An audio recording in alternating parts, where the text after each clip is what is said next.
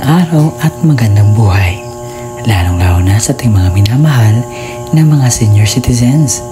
Sa araw na ito mga lolo at lola, ibabahagi ko na naman ang magandang balita na mangyayari sa July 31, 2025. At ang balitang ito ay para lamang po sa mga qualified na senior citizens na pensioners sa Social Pension for Indigent Pensioners.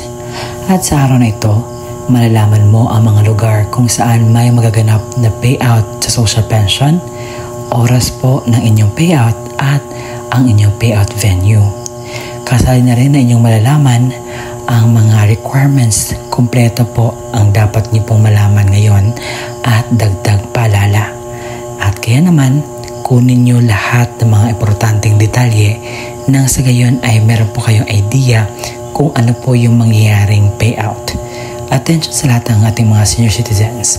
Social Pension, July 31, 2025, payout schedule. Alamin natin ang buong detalye sa balitang ito. Inaanyayahan kita na tapusin mo ang video na ito hanggang sa dulo nang sa gayon makuha mo ang punto ng video kong ito. At kung ikaw ay bago pa lang sa aking YouTube channel at gusto mo itong content na ito na pinag-uusapan ang payout ng ating mga senior citizens, update ng ating mga senior citizens, at iba pang bagay na dapat malaman ng ating mga senior citizens, ay isubscribe mo na ang aking YouTube channel. At kung gusto mo na manatiling updated ka sa mga videos na i-upload ko pa dito sa aking YouTube channel, ay i-bell notification mo na. At sa punto ito, atin nang pag-uusapan ang mga bagay-bagay patungkol po sa magaganap na payout sa Social Pension for Indigent Pensioners sa July 31, 2025. At abangan nyo ang mga lugar, baka sa inyo na po ang payout na magaganap. Kaya naman, hindi natin papatagalin pa ng matagal. Ang una po sa ating listahan na may magaganap na payout ay sa Davao City, sa Lumiad po. Dahil sa July 31, 2025, ang payout po ninyo ay alas 8 ng umaga magsisimula at pumunta po kayo sa Lumiad Gym dahil doon po magaganap ang payout. Ang pangalawa sa ating listahan ay ang Barangay Subang Dako sa City of Mandaue.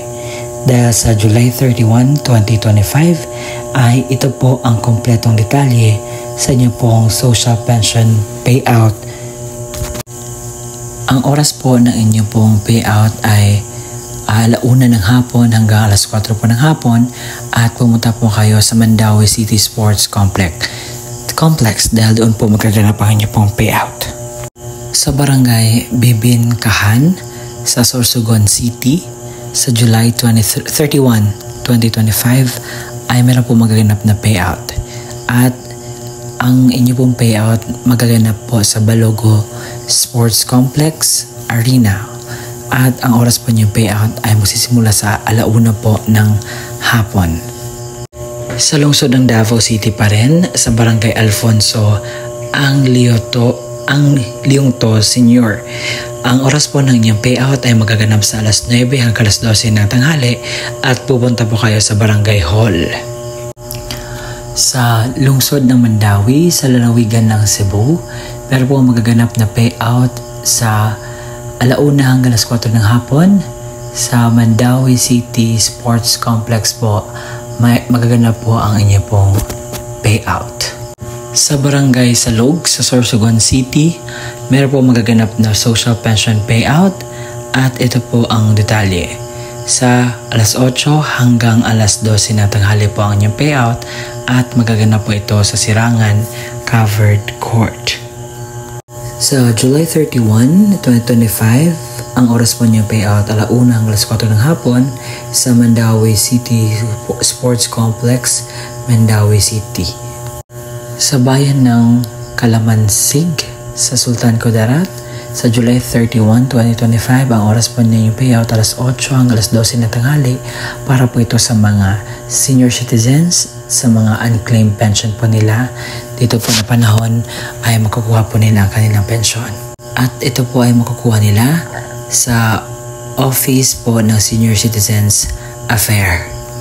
Sa Barangay San Roque, sa Zamboanga City, meron po kayong dapat na malaman na balita sa social pension for indigent pensioners dahil mayroong magaganap na pre-validations schedule sa July 31, 2025 alas 8 po ng umaga sa Elderly Center San Roque, Barangay Hall po magaganap ang inyo pong inaasam na pre-validation.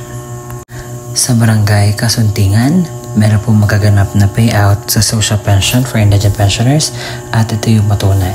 Sa July 31 po ang distribution ng social pension. Sa Mandawi Sports Complex po, alauna meron na pong sasakyan sa gym 12 noon.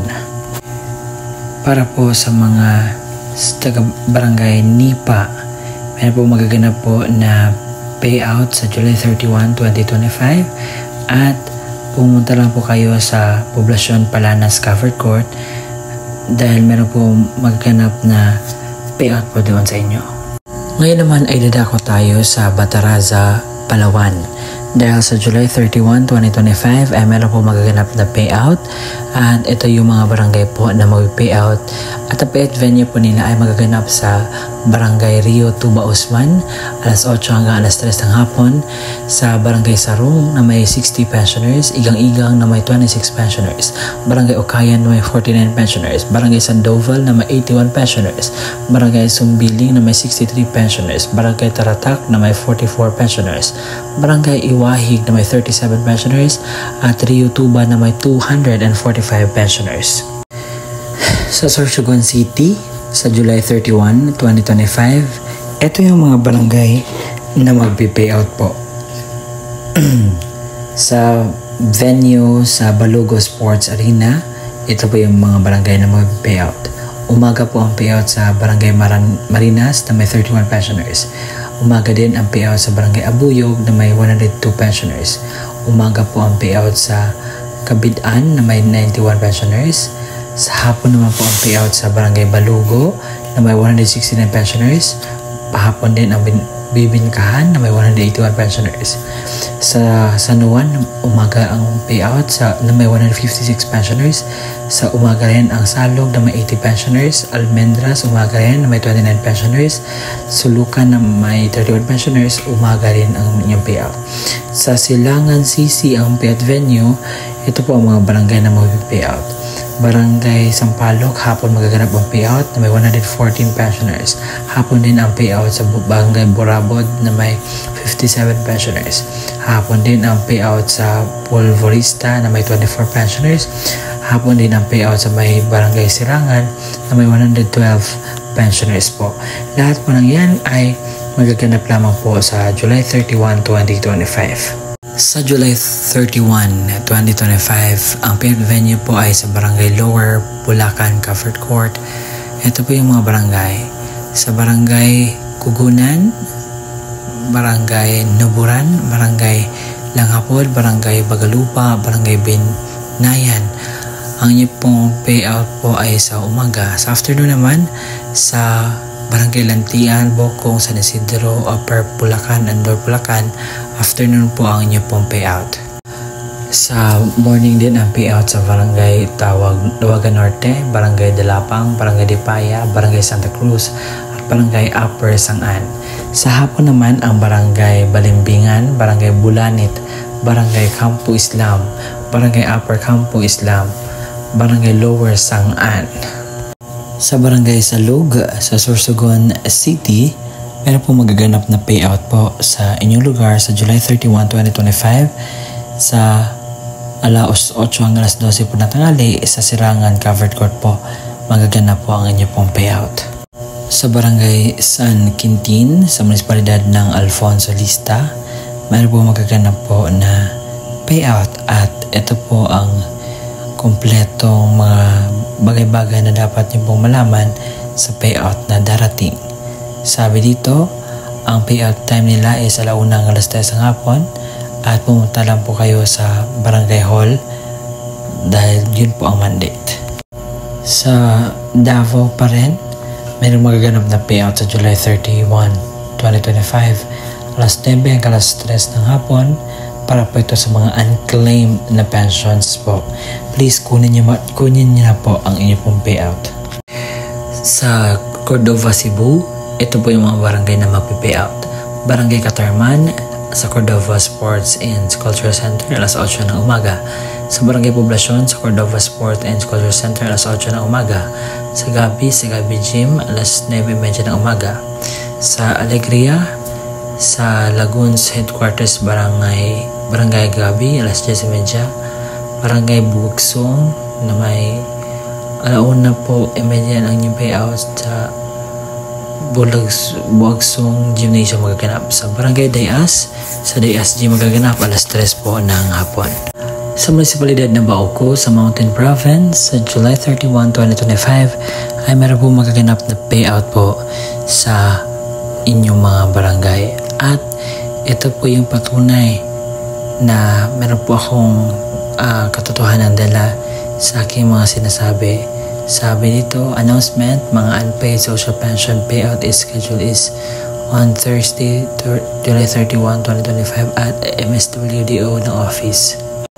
Sa Albay, meron pong magaganap na social pension sa Centro Mall, Pulangi, pang payout sa Barangay Alnay na may 59 pensioners, Barangay Ponso na may 136 pensioners, Barangay Napo na may 64 pensioners, Barangay Balinbad na may 79 pensioners. Ang oras po niya payout is 9 alas 12 na tanghali. Sa hapon naman, Barangay Balangibang, Barangay Alumon, Barangay Ubaliw, Barangay Mugurang, Barangay Gabon. Ang oras po ng payout ay una hanggang sa 4 ng hapon po. Nandito po sa screen kung ilan po yung nakasali po dito sa Social Pension for Indigent Pensioners. Meron po magaganap po na validation po sa Barangay Simbalan, Barangay Lower Orlave, Barangay Apilan, Barangay Manapa, Barangay Matabo, Barangay Manapong, Barangay Taluao, Barangay Rizal at Barangay Sangay. Sa July 31 po, kinakailangan malaman mo ito. Sa Buhangin Gym, meron magaganap po na payout sa July 29 to 31, alas 8 hanggang alas 11 po ng hapon po ang inyong payout na magaganap. Sa munisipalidad ng Pulangi, sa Albay, ito po yung mga barangay na mag-payout. Sa Barangay Alnay na may 59 pensioners, Barangay Ponso na may 126 pensioners, Barangay Napo na may 84 pensioners, Barangay Kinale na may 16 pensioners, Barangay Balangka, Barangay Nalumon, Barangay Ubaliw, Barangay Magurang, Barangay Gabon. Ang Alnay hanggang Kinale alas 9 hanggang alas 12 na tanghali. Ang hapon naman sa Balag hanggang Gabon alauna hanggang alas 4 po ng hapon po ang payout. Meron po magaganap na payout sa Davao City sa may Acacia, sa Barangay Acacia, sa Acacia Gymnasium po magaganap ang payout alas 9 hanggang alas 12 po ng tanghali. Ang kasunod na lugar ay ang munisipalidad ng Claveria. Dahil sa July 31, 2025 ay ito po yung magandang balita na dapat ninyong malalaman. Sabi dito sa July 31, 2025 ako po ang mabibiout po ay sa Barangay Matay, Nanise, Luna, Buluhatan, Tipulokon, Pilaes, Parbugas, Malagana, Apoy Sapol, Barangay Binalwang. Ang sa Barangay Matay hanggang Luna sa Lanisi, Capricorn, Magdalap. Ang Bulahan hanggang Sapoy sa Malaga na Mawardod. Barangay Milawang, Capricorn sa Mainalwang alas 8 hanggang alas 9 ng hapon po ang inyong pong payout. At yun po ang kompletong detalye na dapat mo malaman sa magaganap po na payout sa social pension sa July 31, 2025. Sana klaro po sa inyo yun ang mga detalye. At sa mga nagsasabing legit po ba ang aking sinasabi, opo, totoo po, hindi po ito scam. Ayaw ko po mga scam at totoong video lamang po ang aking pinapakita sa inyo na dapat niyo pakinggan. At medyo umulan na, so ngayon naman ay pumunta kayo sa pinakamalapit barangay para alamin niyo yung dapat yung gagawin sa payout. At ito na po ang kompletong requirements na dapat pong gawin po para sa inyo nang sa gayon ay idea yung ano na po itong gawin. Isang malinaw na Xerox ID ng senior citizens na mayroong 3 orihinal na pirma o thumb mark sa katulad ng ID ng senior citizens. Paalala, pananatihing presentable ang mga dokumento. Ilagay sa plastic envelope nang iwasang magusot. Huwag bilutin ang mga papel at siguraduhin pareho ang pirma o thumb mark base sa ID ng senior citizens. Kung authorized representative ng senior citizen o benepisyaryo ang kukuha ng pensyon, isang malinaw na Xerox ID ng senior citizens na mayroong 3 original na pirma o thumb mark sa katulad ng sa ID ng senior citizens. Authorization letter na nagmula sa MSWDO, CSWDO, or OSCA na mayroong original na pirma ni na MSWDO, OSCA, senior citizens at authorized representative. Isang malinaw na Xerox ng government-issued ID, kagaya ng SSS, updated PhilHealth ID, updated Barangay ID, UMID, Voters ID, updated voter certification, updated police clearance, and authorized representative at lagyan ng 3 original na pirma o thumb mark katulad ng ipapakitang ID. Paalala, siguraduhin pareho ang lagda o thumb mark ng senior citizens, benepisyaryo at authorized representative base sa kopya ng government-issued ID na pinisinta. Kompletuhin ang mga hinihinging lagda, thumb marks sa authorization letter, iwasang magusot at huwag bilutin ang mga dokumento. Kung namatay na ang benepisyaryo, isang malinaw na Xerox ID ng pensioners. Warranty letter na nagmula sa MSWDO, CSWDO o OSCA na may pirma ni MSWDO. Xerox ng death certificate ng benepisyaryo na may mayroong serial number. Isang malinaw na Xerox ng government-issued ID, kagaya ng SSS, updated PhilHealth ID, updated Barangay ID, UMID, Voters ID, updated voter certification, updated police clearance ng authorized representative at lagyan ng 3 original na pirma o thumb mark katulad ng ipapakitang ID. Paalala, kompletuhin ang mga hinihinging lagda o thumb mark sa warranty letter, iwasang magusot at huwag bilutin ang mga dokumento. Kung wala ang death certificate, kailangan na certification mula sa MSWDO, CSWDO na nakasaad ng pagpapatunay na ang benepisyaryo ay patay na at kasalukuyang inasikaso ang death certificate. Ito yung mga pwedeng sundin na estratehiya. Ang pagbibigay ng pensyon sa mga benepisyaryo ay per barangay o clustering per barangay upang maiwasan ang pagkakaroon ng maraming pagsasama-samang mga tao. Gawing sunod-sunod ang pila hanay ng mga benepisyaryo base sa numero or payroll number na ibinigay upang maiwasan ang pagkakaroon ng pakiusapan, sangat at lalo higit ay mas mapadali ang daloy ng pagbibigay ng pensyon sa mga benepisyaryo. Pagdalahin ang mga benepisyaryo ng kanyang itim ballpen upang maiwasan ang paghihiram. Magtalaga ng isang staff na maaaring tumulong sa paymaster upang mapadali ang pagbibigay ng pensyon sa mga benepisyaryo. Lagyan ng numero ang Xerox copy ng ID upang mas mapadali ang paghahanap sa payroll. Mga paalala, maglaan ng malawak na space para sa pagdadausan ng payout at ng upuan para sa mga benepisyaryo ng programa.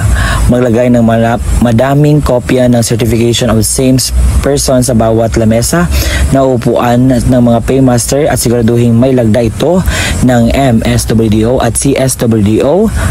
I-check ang mga lagda o perma sa mga dokumento kung original o kompleto. Dagdag paalala, dahil laganap na po ang monkeypox dito sa ating lugar, sa ating bansa, ito po yung dapat nating gawin at bilang advice ko na rin sa inyo. Una, kinakailangan po magsuot tayo ng face mask. At pangalawa, kinakailangan pong mag-social distancing. Pangatlo, kinakailangan po magdala tayo ng sariling alcohol natin na sa gayon ay manatiling safety po. Dahil alam natin na ang mga senior citizens ay medyo kinakailangan ng pag-care at yun po yung mga suggestion ko. At sa pag-payout naman, kinakailangan na mahinahon po. Sumunod lamang po sa alituntunin ng payout nang sa gayon ay wala po tayong problema, aberya o ano man pong pwedeng mangyari. At pumunta lang po kayo sa araw mismo ng inyo pong payout. Huwag po kayo mag-advance na pumunta doon. Dahil po, sino yung nakaschedule talaga, yun naman po ang makakuha ng kanilang payout. At kinakailangan kumpleto din ang requirements sa pagpunta doon. At kung kinakailangan ninyo ng tawag dito kasama or assistant, so pwede niyo po magdala. At yun po ang vlog natin for today, na sana ay nakuha na niyo po ng aral. Maraming salamat sa panonood. Bye bye and see you again next time.